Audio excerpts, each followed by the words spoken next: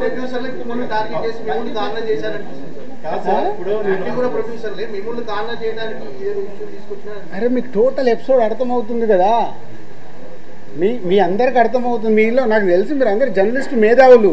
Total episode మీకు క్లియర్గా అరటి పండు ఒలిసినట్టు ఓపెన్ చేశా. ఇది పేపర్ మీద రాసుకోండి. జూన్ 19 ఈస్ట్ గోదావరిలో స్టార్ట్ అయిన ఎపిసోడ్లో దిల్ రాజు ఉన్నాడా? మీరు చెప్పండి. ఇప్పుడు అడిగారు కదా, ఏప్రిల్ 19 ఈస్ట్ గోదావరి జరిగిన ఎపిసోడ్లో దిల్ రాజు ఉన్నాడా?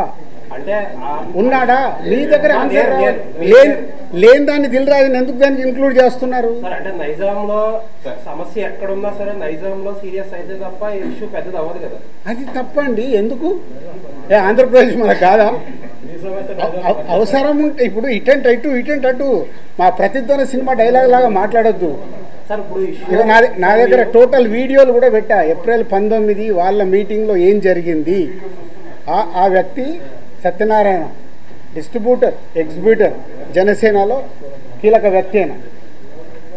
సార్ ఇప్పుడు మీకు కనుక 4-5 పాన్ ఇండియా సినిమాలు కనుక రాజుగారికి ఉంటే ఇప్పుడు ఈ పర్సెంటేజ్ సిస్టమ్ అనేది రాజుగారికి నచ్చదు. 2022లో కూడా ఒకసారి అనుకుని ఏమండి మీరు ఒకటి ఇవాళ మీకు క్లారిటీ చెప్పాను, మీరు మిస్ అయినట్టున్నారు. ఈరోజు తెలుగు సినిమా ఇండస్ట్రీలో 90% సినిమాలు పర్సెంటేజ్లో ఆడుతున్నామా లేదా? ఆడుతున్నాం. పెద్ద సినిమాలు కూడా ప్రాబ్లం లేదు. పెద్ద సినిమాలు కూడా ఎగ్జిబ్యూటర్ రెడీగా ఉన్నారు. సార్ మాకు రెంట్ కావాలా, మీరు రెంట్లు వేసుకోండి పెద్ద సినిమా, మళ్ళీ దాంట్లో పర్సెంటేజ్కి షిఫ్ట్ చేయకండి.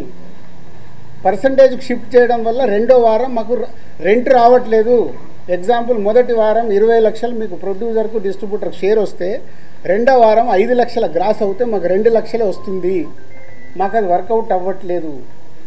మరి ఇంకా బంద్ ఎందుకు చేద్దాం అనుకుంటున్నారు సార్? వర్కౌట్ అవ్వట్లేదు. ఆల్రెడీ పర్సెంటేజ్ 90% సినిమాలకు ఉంది. పెద్ద సినిమాలకు మిగతా 10%కు మాకు వర్కౌట్ అవుతున్నప్పుడు ఇంక బంద్ ఎందుకు? సో రెడ్ ఆర్ పర్సెంటేజ్ మీరు పాయింట్ మర్చిపోకండి. అక్కడ మొదటి వారము రెంట్లో వేసి రెండో వారము సినిమాని పర్సెంటేజ్ వేస్తున్నారు కాబట్టి మాకు వర్కౌట్ అవ్వట్లేదు. ఆ రెంట్ మీకు రెంట్ కావాలిస్తే పెద్ద సినిమాలు కూడా రెంట్లోనే వేసుకోండి, వాళ్ళు సిద్ధంగా ఉన్నారు.